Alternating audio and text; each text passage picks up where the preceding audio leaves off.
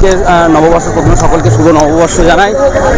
আজকের কোনো প্রচার নয়, কোনো কিছু নয়। আজকের আপনারা জানেন আজকে শুভ নববর্ষের দিন প্রভাত ফেরি হয় প্রত্যেকটা জায়গায়। আমার একতারা অঞ্চলে আজকের একটা অর্গানাইজেশান এই প্রভাত ফেরির আয়োজন করেছে, তো আমাকে ইনভাইট করেছিল।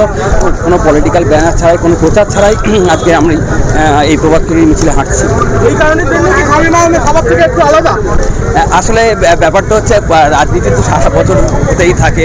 তো আজকের এগুলো আপনারা জানেন যে আজকের বাংলার যে কালচার, বাংলার যে সংস্কৃতি, তার সাথে নতুন বছরের কতটা যোগ।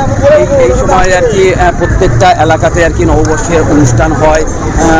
পোশাক প্রতিযোগিতা থেকে আরম্ভ করে বিভিন্ন রকম সাংস্কৃতিক অনুষ্ঠান আজকে নববর্ষকে উপলক্ষে হয়। তো আজকের দিনটা নয়, পলিটিক্সটা বাকি থাকুক, যে সাধারণ মানুষের সাথে আমরাও নববর্ষ উদযাপন করি।